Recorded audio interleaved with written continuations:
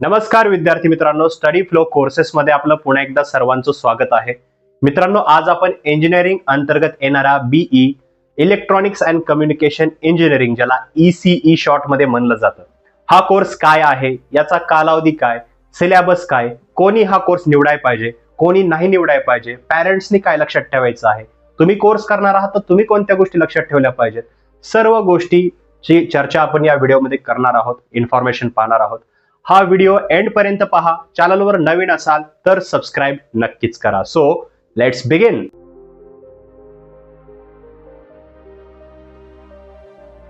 तर सर्वप्रथम पाहूया शॉर्ट मध्ये की हा कोर्स काय आहे. तर जसं याचं नाव आहे शॉर्ट मध्ये ईसीई, इलेक्ट्रॉनिक्स कम्युनिकेशन, तर याच्यामध्ये ऑटोमेशन, इन्स्ट्रुमेंटेशन, रोबोटिक्स हे जे विषय आहेत यांचा विस्तृत पद्धतीने अभ्यास जो आहे तो शिकवला जातो.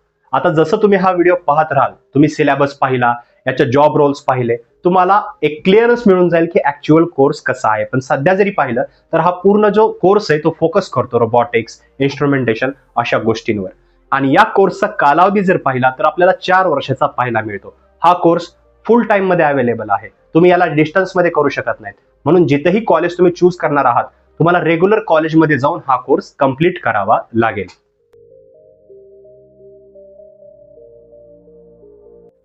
आता पाहूया की यासाठी शैक्षणिक पात्रता काय लागते.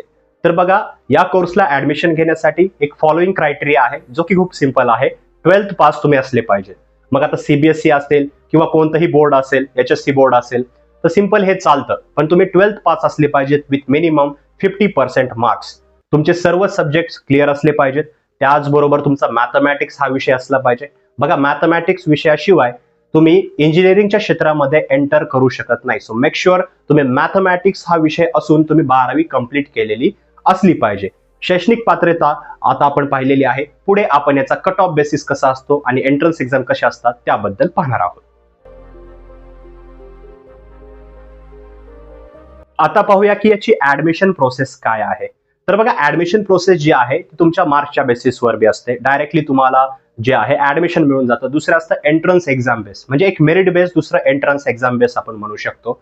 कशा प्रकारे हे काम करतं, तर ऍडमिशन प्रोसेस बघा, तुम्ही ऑनलाईन ऍज वेल एज ऑफलाईन पद्धतीने करू शकता. सध्याच्या जगामध्ये, सध्याच्या युगामध्ये हे दोन्ही ऑप्शन तुमच्यासाठी अवेलेबल आहेत.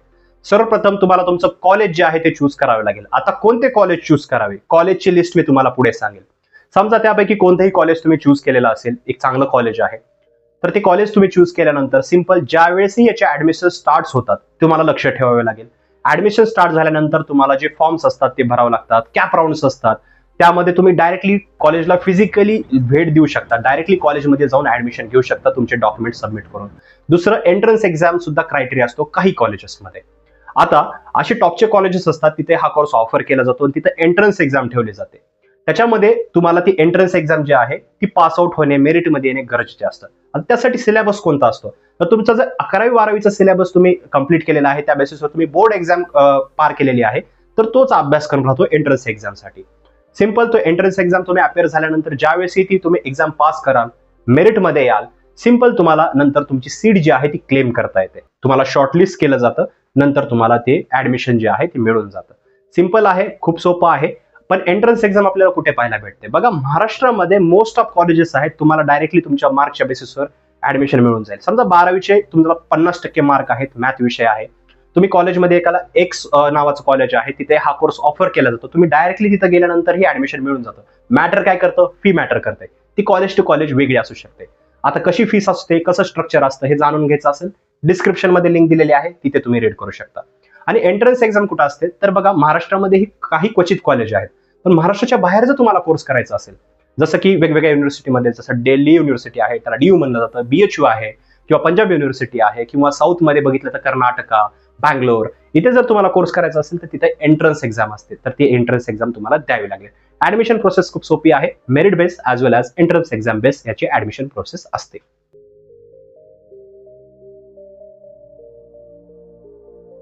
तर मित्रांनो, आता आपण याच्या कालावधीबद्दल डिटेलमध्ये चर्चा करूया. तर बघा, सुरुवातीलाच मी तुम्हाला सांगितलेलं आहे 4 वर्षाचा कोर्स हा तुम्हाला पाहायला भेटतो.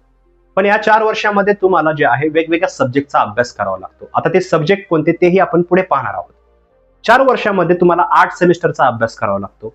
आता एका वर्षामध्ये तुम्हाला 2 सेमिस्टर पाहायला भेटतात, म्हणजे 6 महिन्याला तुमचं एक सेमिस्टर कंप्लीट होतं आणि 6 महिन्याला तुमची एक्झाम असते.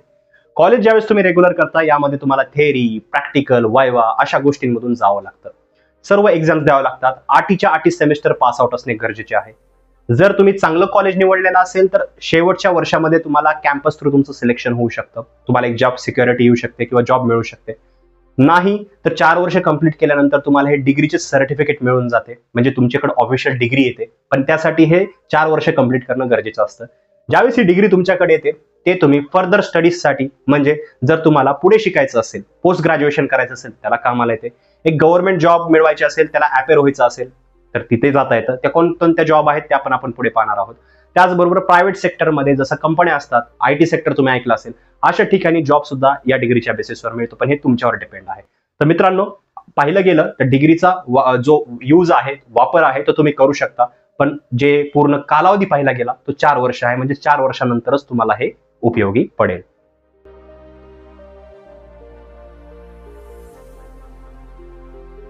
आता मित्रांनो, याच्या कॉलेजेस बद्दल पाहूया. तर महाराष्ट्रामध्ये जर पाहिलं गेलं तर VJNIT नागपूरला कॉलेज आहे, मुंबईला कॉलेज आहे, IIT चे कॉलेजेस आहेत, IIT मुंबई आहे, त्याचबरोबर पुण्यामध्ये PCIT आहे, त्याचबरोबर COEP कॉलेज आहे. तर खूप सारे कॉलेजेस आहेत, युनिव्हर्सिटी आहेत महाराष्ट्रामध्ये. टॉपच्या युनिव्हर्सिटी मी सांगत आहे, तुम्ही स्क्रीनवर पण पाहिलेलं असेल. तर या लिस्टमध्ये जे ही कॉलेज आहेत इथे हा कोर्स ऑफर केला जातो. आता याच्यामध्ये फी किती असते? प्रत्येक कॉलेजनुसार दरवर्षी फी चेंज होते, कमी होत राहते, वाढत राहते, मॅक्झिमम तर वाढतच राहते. पण हे जी फी जर तुम्हाला पाहिजे असेल तर डिस्क्रिप्शन मध्ये मी पहिली लिंक दिलेली आहे, त्या लिंकला क्लिक करून तुम्ही याची फी सुद्धा पाहू शकता. त्याचबरोबर जर महाराष्ट्राच्या बाहेरचे कॉलेज पाहिले तर तेही आत्ताच सांगत आहे.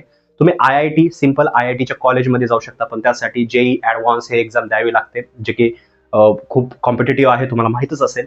तर त्या एक्झाम बद्दल जर माहित नसेल तर खाली कॉमेंट सेक्शन मध्ये विचारा. तर IITचे कॉलेज आहेत. पण नाही तर तुम्ही Delhi university, Punjab university, Calcutta university, इथे खूप सारे युनिव्हर्सिटी आहेत महाराष्ट्राच्या बाहेरही, तिथे तुम्ही ऍडमिशन घेऊ शकता. कॉलेज बद्दल रीड करायचं असेल तर डिस्क्रिप्शनची लिंक चेकआउट करायला विसरू नका.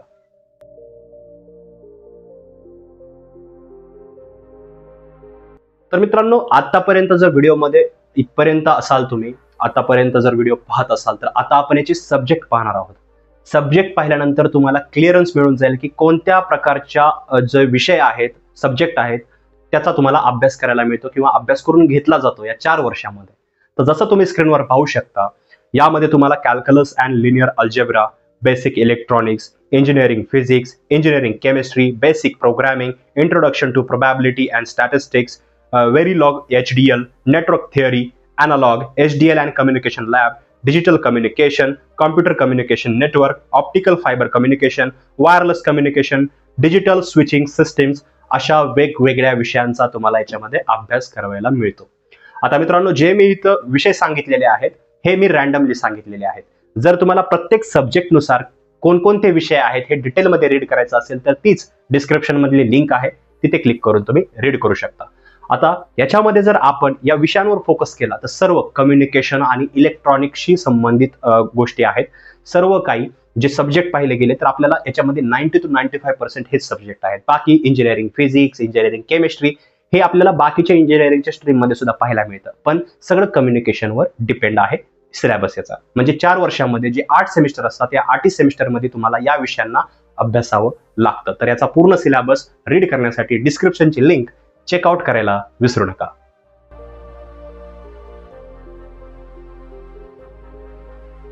तर मित्रांनो, आता पाहूया की हा कोर्स केल्यानंतर पुढील संधी काय. पुढील संधीमध्ये सर्वप्रथम आहे तुम्हाला ज्यावेळेस तुमचं हे डिग्रीचं जे प्रवास आहे तो पूर्ण होतो त्याच्यानंतर तुम्हाला पोस्ट ग्रॅज्युएशन जे पुढचं शिक्षण असतं, हायर एज्युकेशन असतं, त्यासाठी जाता येतं. पुढे तुम्ही ME सुद्धा करू शकता.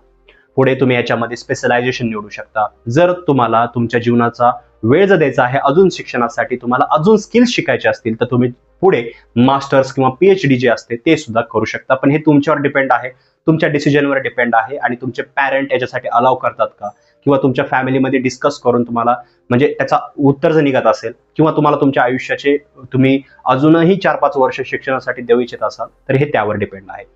दुसरं ऑप्शन आहे गव्हर्नमेंट जॉब्स. तर बघा, ज्यावेळेस तुम्हाला ही डिग्री मिळते 4 वर्षानंतर तर तुम्ही वेगवेगळ्या गव्हर्नमेंट एक्झामसाठी अपेअर होऊ शकता. मग याच्यामध्ये कोणकोणत्या एक्झाम्स आहेत तर MPSC, UPSC, SSC अशा प्रकारच्या एक्झाम्स असतात जिथं गव्हर्नमेंट ज्या एक्झाम्स असतात तिथे फक्त डिग्रीची आवश्यकता असते, म्हणजे एलिजिबिलिटी असते ओनली डिग्री.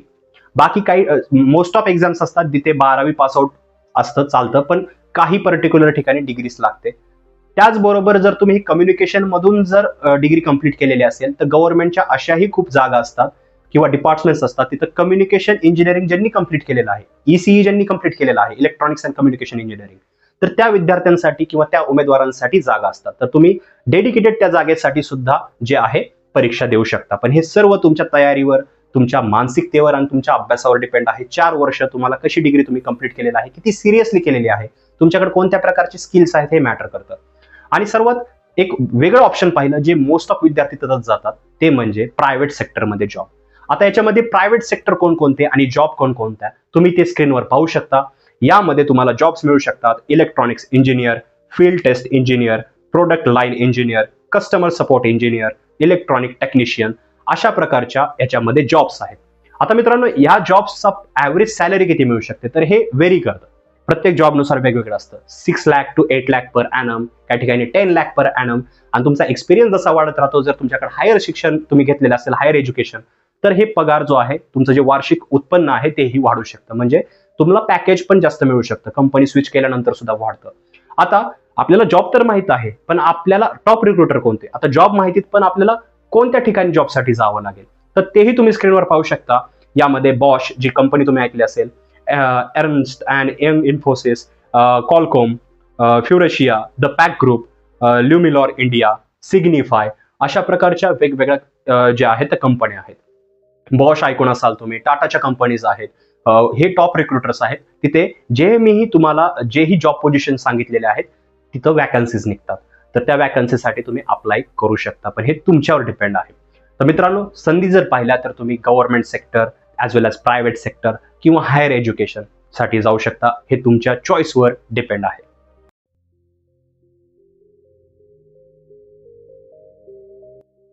तर मित्रांनो आता पाहूया की हा कोर्स का आणि कोणी निवडावा. तर विद्यार्थी मित्रांनो, जर तुमचं जेही मी आतापर्यंत सिलेबस सांगितलेला आहे त्यापैकी तुम्हाला आवड असेल, जर तुम्हाला मॅथमॅटिक्स सोपं जातं, जर तुम्हाला कम्युनिकेशनचे सब्जेक्ट वाचायला आवडत असेल, सोपे जात असतील, तर तुम्हाला हे निवडायला काही हरकत नाही. त्याचबरोबर याच्यामध्ये बाहेर जाण्याच्याही संधी आहेत, म्हणजे देशाबाहेर सुद्धा तुम्ही जाऊ शकता. वेगवेगळ्या युनिव्हर्सिटीमध्ये तुम्ही हायर एज्युकेशन घेऊ शकता. तिथं कोलंबिया युनिव्हर्सिटी आहे, हार्वर्ड युनिव्हर्सिटी आहे. ऍडमिशनची प्रोसेस वेगळी राहते, थोडंसं अवघड असतं, पण जर तुमच्यात ती हिंमत असेल, जर तुमची तेवढी तयारी असेल तर तुम्ही तिथेही एज्युकेशनसाठी जाऊ शकता. जे पेट्रोलियम सेक्टर आहे, जे कोल सेक्टर आहे, याही ठिकाणी जॉब वॅकन्सीज आहेत. मग ते तुम्ही इथेही भारतामध्ये राहून सुद्धा जॉब करू शकता किंवा बाहेर विदेशामध्ये सुद्धा जॉब करू शकता. त्याचबरोबर जर पॅरेंट हा व्हिडिओ पाहत असतील तर पॅरेंटनी पण लक्षात ठेवायचं आहे, आपण आपल्या पाल्याला या गोष्टीसाठी फोर्स करू शकत नाही. याच्यामध्ये हायर पॅकेजेस मिळतात, पण हे सर्व काही तुमच्या स्किल्सवर आणि तुमच्या अभ्यासावर डिपेंड असतं. तुम्हाला असं नाही की ही डिग्री कंप्लीट केल्यानंतर डायरेक्टली जॉबच मिळते किंवा जॉब सिक्युरिटी आहे. खूप सारे इंजिनियर असतात, IITians सुद्धा असतात. 98% IITians आजकाल जर पाहिलं तर बेरोजगार असतात. याच्यामुळे जर तुम्ही या डिग्रीमध्ये येत आहात, जर तुमच्याकडे सिरियसनेस आहे, जर तुम्हाला कम्युनिकेशनच्या गोष्टी आवडतात, तुम्हाला हे सब्जेक्ट सोपे जातात किंवा जात बी नसतील, तुम्ही अभ्यास केला तर सगळं सोपं जातं. त्याचबरोबर तुम्ही ज्याही जॉब सांगितल्या त्या जॉब आवडत असतील, तुम्हाला प्रायव्हेट सेक्टर किंवा गव्हर्नमेंट सेक्टर किंवा स्वतःचा व्यवसाय चालू करायचा असेल, असं काही तुमच्या मनामध्ये असेल तर तुम्ही या कोर्सला कन्सिडर करू शकता. मित्रांनो, या कोर्स रिगार्डिंग तुमचे जेही क्वेश्चन्स असतील खाली कॉमेंट सेक्शनमध्ये विचारा. आमच्याशी कनेक्ट करायचं असेल, करिअर गायडन्स किंवा इतर कोर्सबद्दल चर्चा करायची असेल तर डिस्क्रिप्शनमध्ये इंस्टाग्रामची लिंक आहे, तिथे आम्हाला फॉलो करायला आणि आमच्याशी बोलायला विसरू नका. तसेच याची डिटेल माहिती जे आपण व्हिडिओमध्ये डिस्कस करू शकत नाही, जे स्टुडंट्स ओपिनियन आहे, जे माझे पर्सनल ओपिनियन आहे, जे मी पाहिलेलं आहे, जर हे रीड करायचं असेल आणि अधिक माहिती रीड करायची असेल, फी किंवा पगार किती मिळू शकतो किंवा कॉलेजची लिस्ट, सगळं काही डिस्क्रिप्शनच्या लिंकमध्ये दिलेलं आहे, तिथे क्लिक करून तुम्ही रीड करू शकता. तर मित्रांनो, व्हिडिओ आवडला असेल तर लाईक करा, इतरांबरोबर शेअर करायला विसरू नका. मी मिळतो तुम्हाला पुढच्या व्हिडिओमध्ये. तोपर्यंत थँक्स फॉर वॉचिंग.